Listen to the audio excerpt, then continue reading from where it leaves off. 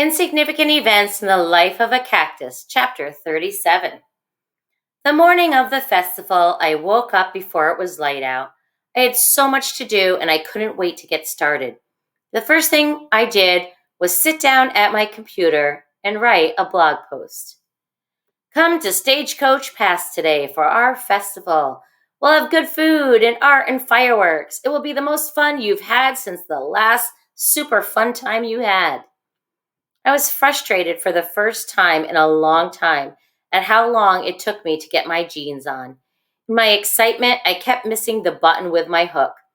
But I eventually got it and rushed out of the apartment and downstairs. Mom and Dad were already up and out in the park, making sure everything was in order. When Mom saw me, she said, "Get back upstairs and eat some breakfast." "I did," I said. "Liar," she said back. I made my way to the petting zoo to visit Spaghetti. I petted him with my foot and whispered to him, "It's going to be a very busy day." He lifted his head and looked at me lazily, then laid it back down like he was saying, "Maybe for you." I walked around Stagecoach Pass all morning, trying to be useful, running errands for anyone and everyone, delivering messages and making phone calls. By 9 o'clock, I was lightheaded with hunger, so I sat down with Josephine in the kitchen of the steakhouse and ate a bowl of beans. "Today's your big day," she said. I scooped a spoonful of beans carefully into my mouth, holding the spoon with my toes. "I forgot to ask you about something," I said. "What's that?" "I found an old necklace up on the hill. It's silver with a turquoise stone in it." "Was that still up there?" "We released Avon's ashes at the top of that hill. That was her favorite necklace, so I hung it on a little wooden cross. I figured it would be long gone by now, probably washed away in a monsoon." "Could I see that necklace sometime?" "Sure." I put down my spoon and pushed the bowl away from me. I'd better get going. I left the kitchen, hoping the awkward feeling I got around Josephine would go away in time. I walked outside and was disappointed to find people were already pouring in the entrance, and more disappointed that Connor wasn't out there. Around 10 o'clock, a few people trickled in. As the morning wore on, the trickle became a steady flow. The Flapjackaroos started playing on the newly cleaned stage around noon. I had no idea what to expect of breakfast entertainers, but they weren't bad. And except for a song about bacon or eggs Benedict, thrown in here and there, they mostly played normal country music. By late afternoon, the parking lot was fuller than it had ever been. I wandered around, enjoying the festivities and talking to the vendors about their art. I found Zion and we ate an obscene amount of junk food together in the rodeo arena. He was normally so strict about what he ate, so I was glad to see him relax a bit about that. We watched the large group of kids in the petting zoo. Some of them even gave Spaghetti a little attention, though he didn't seem to care much. I introduced Zion to Josephine and Henry, shot a rubber snake at the shooting range, and even stuck my face through a wooden painting of a cactus so Zion could take a picture. And everywhere we went, I looked for Connor. At 6 o'clock, I left Zion and made my way into the apartment to get changed for the evening events.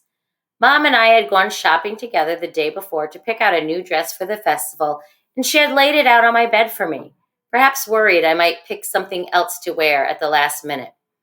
With a thumping heart, I carefully slid the dress over my head and shimmied it down, tugging at the bottom with my toes. It took me a few minutes to get it all straightened and smoothed out. I stood up and looked at myself in the mirror over my dresser. Mom walked up from behind and put her arms around me. "I like this look on you," she said, "but it's missing something." She pulled a necklace out of her pocket and placed it around my neck. It was the turquoise necklace. I could see that she had had it cleaned and replaced the chain. "It looks beautiful with your pink dress." "Thanks, Mom. That was sweet of you to do this for me. You know, this was Avon's favorite necklace." "Was it? Well, then it's extra special, isn't it?" She squeezed my shoulder.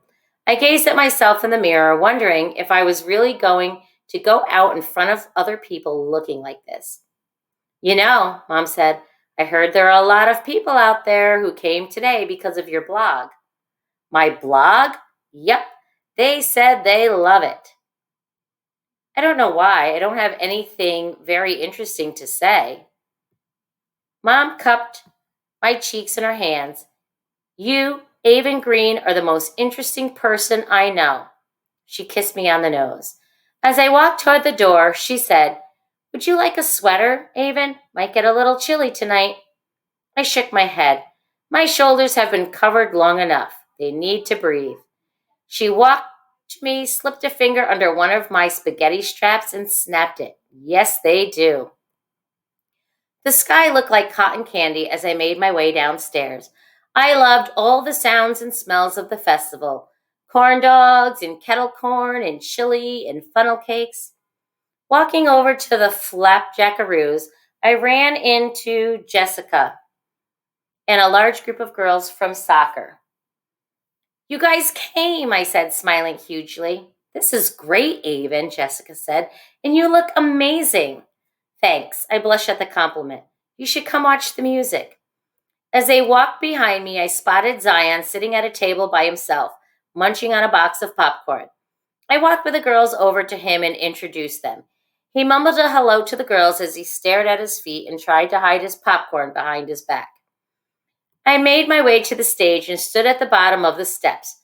When the lead singer of the Flapjackaroos saw me, he told the audience that they had a special accompaniment, and I walked up the stairs to join them. He placed my guitar in front of a chair on the stage for me, and I sat down. But it wasn't my guitar. It was the guitar we had found in the storage room hidden under the old desk. It was the guitar that had belonged to my mother.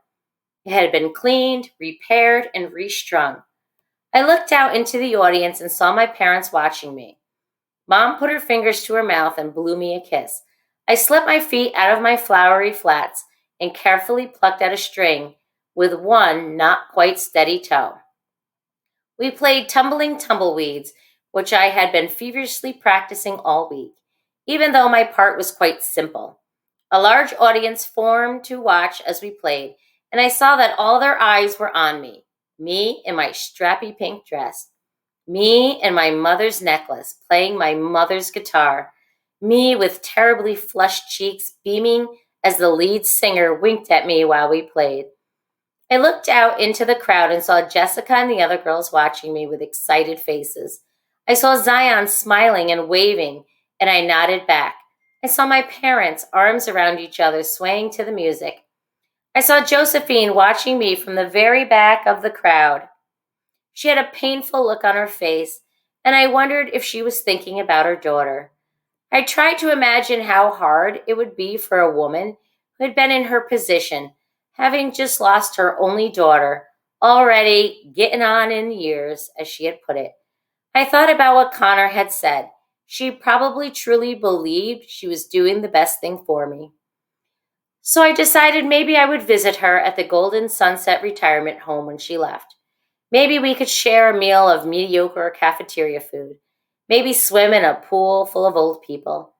I smiled at her, and the painful look on her face seemed to dissolve. And then, right in the center of the crowd, slowly making his way to the front, I saw Connor. He wasn't ticking, even though he was completely surrounded by people. He looked totally at peace while I played. When the song ended and the audience clapped for us, I stood and took a bow. The lead singer pointed at me and clapped, causing the audience to clap louder. And so I bowed again. I ran off the stage and straight into Connor at the bottom of the stairs. I felt exuberant and full of energy I couldn't contain. Come on, I said to him. The fireworks are starting soon. We ran away from the stage and found Zion toward the back of the crowd. He joined us as we ran past the gold mine, overseen by a new man named Ramira, who did not hate children, where lots of little kids were aggressively focused on finding real stagecoach past gold. We took the trail out to the desert, and the three of us made our way up my mighty hill, lit at this point only by the light of the full shining moon. We were almost at the top when I saw something out of the corner of my eye. I stopped and stared at the ground just in time to see what looked like a monstrous spider scurry into a hole. Connor turned around. What? My heart beat rapidly from the performance, from running up the hill, from whatever it was I might have just seen. I thought I saw something. Tell us about it later, Connor said. We need to hurry. When we got to the top of the hill, I sat down beside my saguaro, and Connor sat beside me, and Zion sat beside him. I knew you'd come, I said to Connor. He laughed. I didn't even know I would until about an hour ago. He looked at me in the moonlight, blinking his eyes. But I'm really glad I did. He let out a bark. Me too. Zion and I both said at the same time. Connor looked down at the city lights. You spend a lot of time up here, don't you? Yeah, I do. I come up here when I need to think or be alone. Up here, I can see things clearly. What do you see? Connor asked. I looked down at Stagecoach Pass, then back at Connor and Zion. I see two of the best friends I've ever had. Zion smiled, his white teeth gleaming in the moonlight. So I'm glad we came here, I said, and I'm glad for everything that's happened. Because if it hadn't, I wouldn't know either of you. And I'm glad I know you. Connor's Hazel's eyes flashed from the very first firework. I'm glad I know you too, Avon. Me too, Zion said. As the fireworks exploded over the lights of the city, millions of lights for millions of people, I didn't feel so insignificant anymore. I felt as big as the giant saguaro beside me. I felt like I was shining. And this time I thought maybe it wasn't just the moon. Maybe the light was in me.